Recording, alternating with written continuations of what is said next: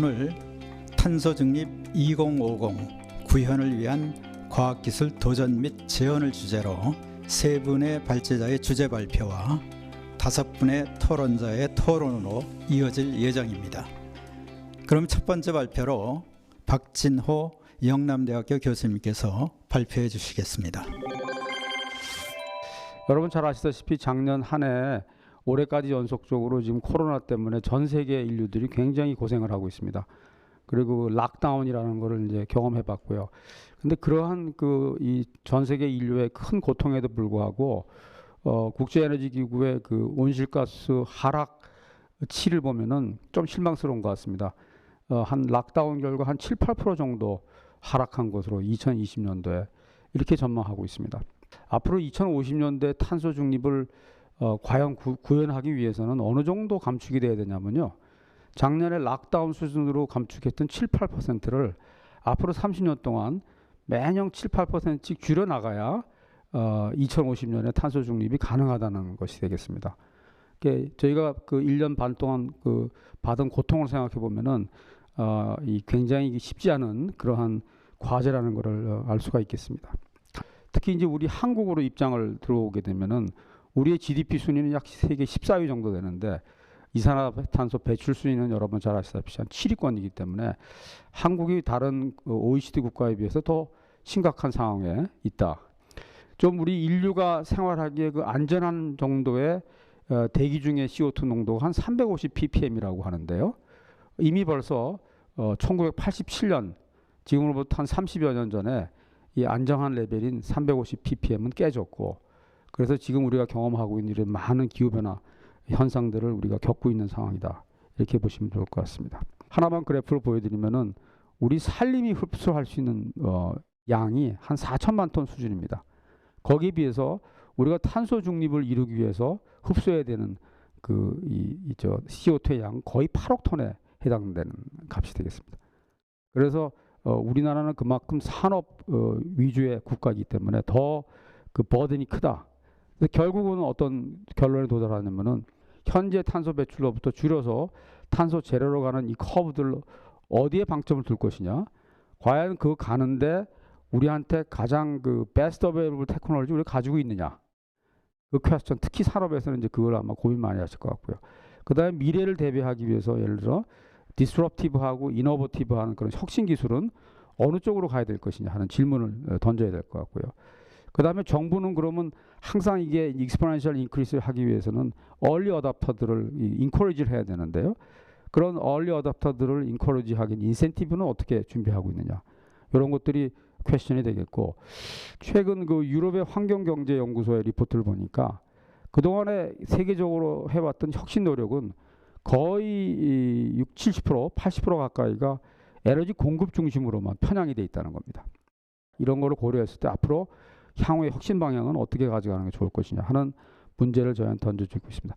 정부가 이 탄소 중립과 관련해서는 이른바 공공조달, 프로큐어먼트라고 하는 그런 초기 시장 창출에 정부가 적극적인 역할을 해야 되지 않나 이렇게 보고 있습니다. 경청해 주셔서 감사합니다. 아마 가장 중요한 핵심 과제 중에 하나가 이제 에너지 분야가 될 것 같습니다. 정병기 녹색기술센터 소장님께서 발표해 주시겠습니다. 앞서서 말씀을 드렸지만은 지금 이제 현재 파리 협정에 기반을 한 그런 신기후 체제가 올해부터 이제 도입이 되었습니다. 그 내용을 보면 결국 탄소 중립이라고 하는 것은 탈탄소화, 이제 분산화, 디지털화를 핵심으로 하는 어떤 에너지 시스템의 대전환이다. 이렇게 이제 정의를 할 수 있을 것 같습니다. 대략 포괄해서 보면은 앞으로 10년 내지 20년 이내에 모든 이제 석탄 화력 발전은 종료를 하고 내연 기관차를 이제 퇴출하는 그런 내용으로 되어 있고요. 또 관련해서 해상 풍력이나 뭐 이런 그린 수소 기술과 같은 청정 에너지 기술에 대해서 기술 개발을 하고 정부 차원의 대규모의 어떤 투자를 하는 그런 정책을 추진할 것을 지금 이제 발표하고 있습니다. 지난 이제 3월 말에 그 정부에서 탄소중립 연구개발 이제 투자 전략을 관계부처 합동으로 발표를 하였습니다. 그래서 그 내용을 보면 전체적으로 에너지 대전환의 방향을 고려해서 이제 10대 핵심 투자 분야를 이제 도출을 했는데 그 지향하는 모습에 나와 있는 바와 같이 이제 생산과 가공 유통 이제 소비 분야에서 10개의 그런 그 분야를 도출을 했습니다. 그래서 그 간략한 내용만 그 지적을 하면서 넘어가도록 하겠습니다. 여러 가지 지금 후보 기술들이 기술 성숙도가 이제 각각 다릅니다. 기술 성숙도라는 거는 이제 두 가지 지표가 이제 비용이나 그다음에 이제 성능이 되겠죠. 그래서 그런 비용이나 성능의 현재 수준에 따라서 이제 다양한 정책 설계 및 전략적인 기술 협력을 이제 추진할 필요가 있는데 기본적으로 이런 그 시장의 초기 단계에 이미 진입된 기술 같은 경우에는 뭐 기술을 확산시키고 시장에서 이제 안착을 시키기 위해서 이런 공공 혁신 조달이나 혹은 보조금, 뭐 세제 혜택 등을 줘가지고 상용 기술 트랙 레코드를 확보할 수 있도록 어떤 시장 촉진을 할 수 있는 그런 그 정책들이 이제 필요할 거고요. 그다음에 그 기술 개발 단계가 아래쪽에 있는 것들은 기술 전주기에 대해서 어떤 그 대규모적인 통합적인 지원을 할 수 있는 부분과 기초 연구에 대한 어떤 지속적인 투자가 정책적으로 이루어져야 할 것으로 생각이 됩니다. 5월 말에 이제 P4G라고 하는 그런 그 정상회의가 이제 국내에서 개최가 되는데 이런 국제 협력의 그 민간 협력 플랫폼으로서 이제 상당히 중요한 자리입니다. 이걸 계기로 해서 우리가 글로벌 리더십을 확보할 수 있는 그런 기회가 이제 마련이 되길 기대합니다. 발표를 끝내도록 하겠습니다. 예, 감사합니다. 기술 혁신 이슈가 무엇인지 아주 폭넓은 발표에 대해서 감사드립니다. 윤재용 한국환경정책평가연구원장님께서 발표해 주시겠습니다. 일단은 이제 기후 위기라고 하는 거에서부터 시작한 거죠. 기후 위기는 온실가스 배출에서 시작됐고 온실가스는 에너지 사용에서 오는 거고 에너지 사용의 대부분이 화석연료로 이루어져 있으니까 어쨌든 화석연료를 어디에서 사용을 하고 이걸 쓰지 않고도 우리 사회가 돌아가야 되는데 산업 분야에서 아니면 수송 분야에서 또는 건물에서 아니면 뭐 기타 다른 분야에서 어떻게 그걸 안 쓰고도 우리 사회가 돌아갈 수 있겠느냐 하는 게 핵심이겠죠. 탄소 중립 시나리오는 현재 만들어지고 있는 거죠. 6월 달에 이제 발표하는 걸로 이게 지금 돼 있습니다. 그래서 이제 결국은 우리 사회에 맞는 것들은 어떤 것이냐 여러 개 만들어 놓고 이제 사회적인 어떤 논의를 거칠이라고 생각을 합니다. 어쨌든 이거는 정부가 정책만으로 할 수 있는 것은 아니다. 기업이 여기에서 참여해서 그 기회를 찾도록 하고 스스로 목표를 세워서 할 수 있도록 해줘야 된다. 이게 기업 주도가 되는 거죠. 기술 중심은 혹자에 따라서는 이미 그런 기술이 충분히 있다라고 말씀하시는 분도 있지만 전혀 그렇지 않습니다. 지금 가지고 있는 기술로는 2050년에 탄소 중립을 달성하는 것은 저는 굉장히 어렵다. 그렇다면은 우리나라의 R&D 프로그램들이 거기에 아주 정말 잘 이제 집중을 해서 새로운 기술들을 개발을 해내야 되고 거기서 새로운 성장 동력을 얻어야 한다.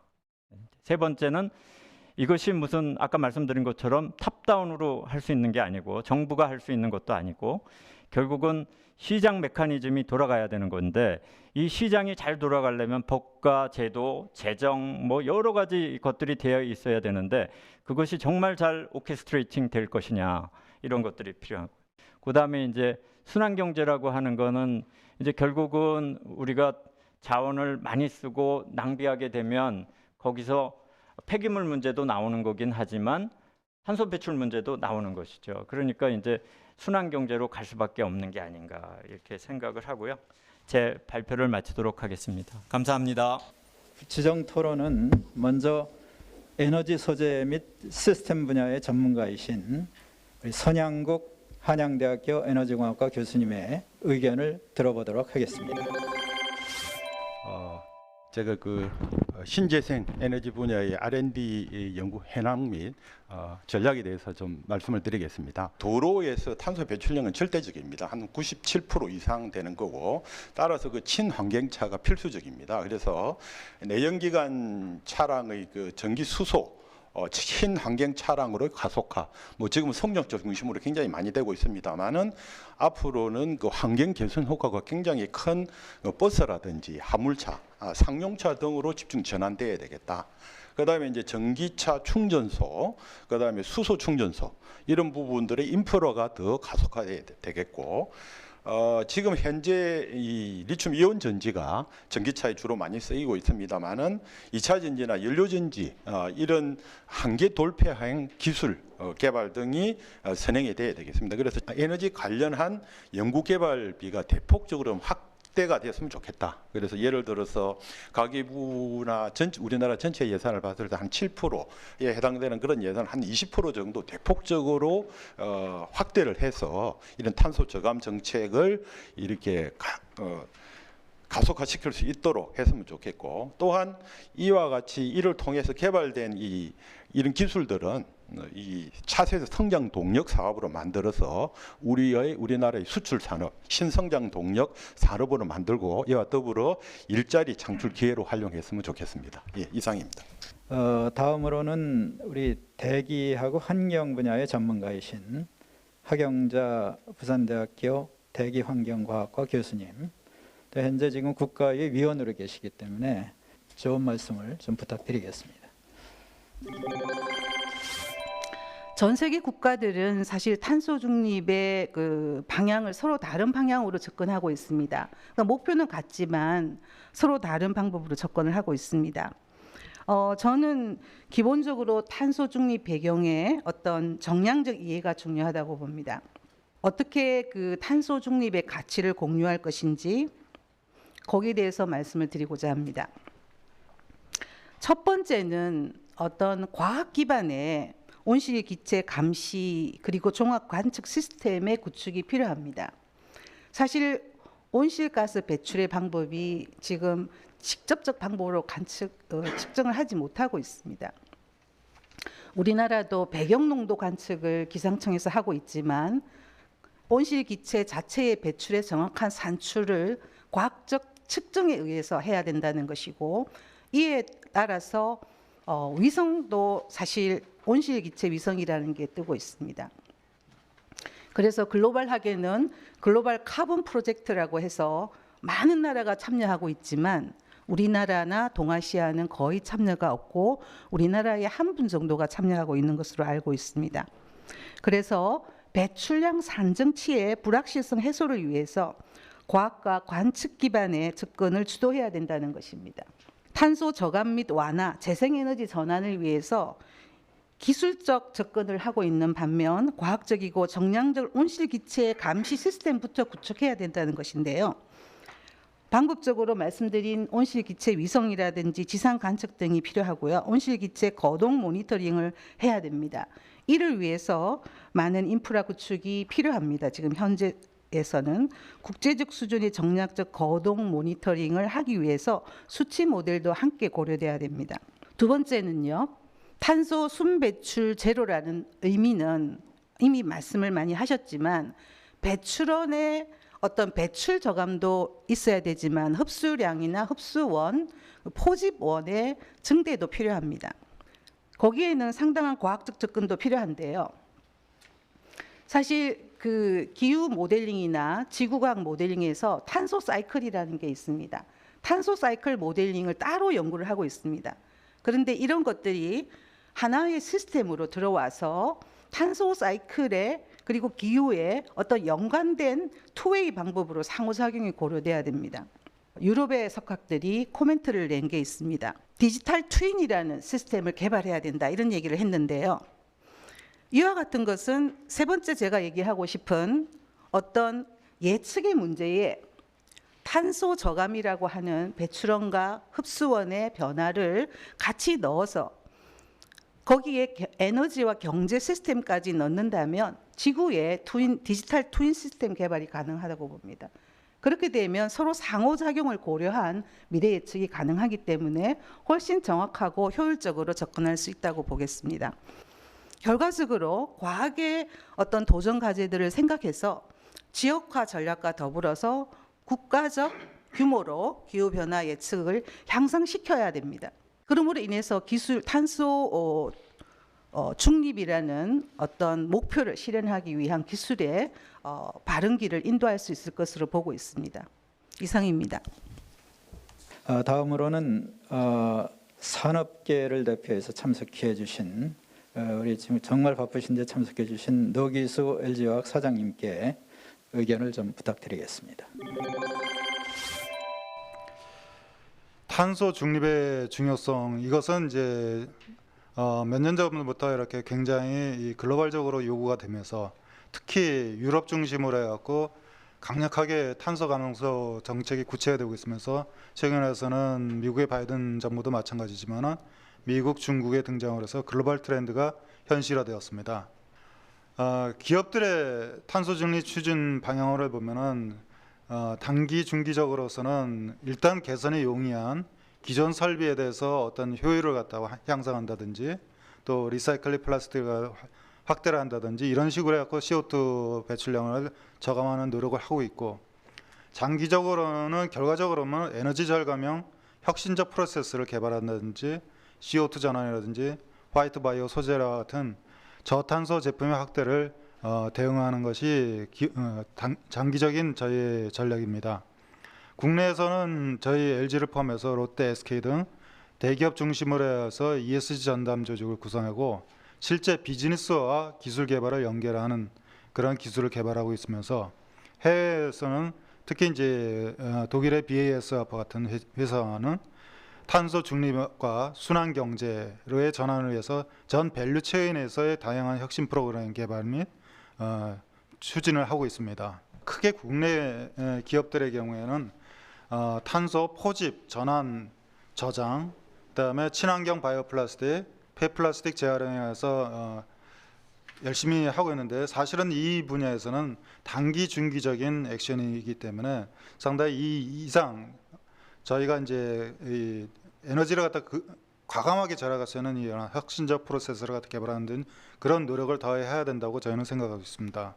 일단은 탄소 포집, 전환, 저장 면에서는 현재 자체 개발이라든지 외부 기술을 도입해서 활발히 대응하고 있으며, 코비드-19과 더불어서 친환경 바이오 플라스틱 개발과 사업화에 대한 수요 증가가 따라서 다양한 분야의 사업이 추진되고 있습니다. 이와 더불어 스타트업을 지원하고 산학 협력을 통해서 원천 기술을 확보한다든지 신사업 기회를 지속적으로 모니터링하고 있습니다.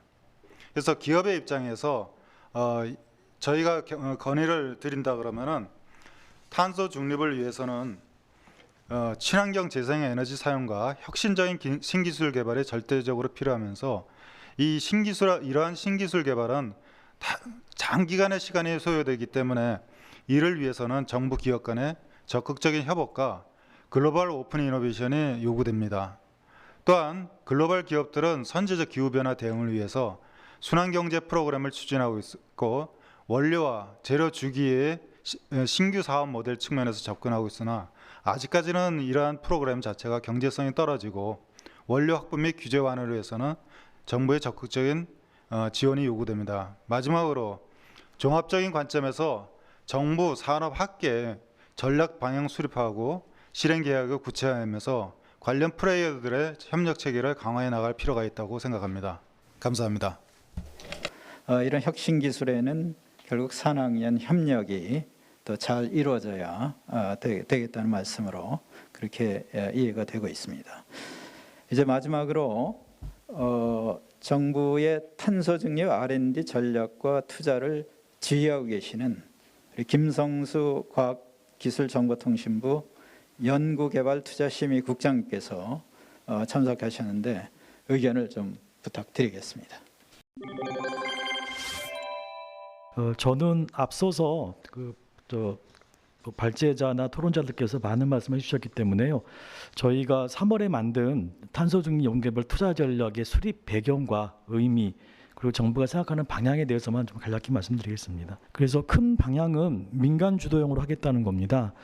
저희가 이 분야를 외국의 사례라는 걸 스터디를 해봐도 지속 가능성이 아마 굉장히 중요한 분야인 것 같습니다. 그래서 정부가 다른 분야처럼 이제 정부가 개입을 해서 단기 이제 사실은 보조를 한다고 해서 지속 가능성이 보장되지 않고, 결국 기업의 참여를 유도하면서 장기적인 전략하에 가야 될 거라 생각을 합니다. 그래서 기업과 함께 지금 수기를 하고 있고요.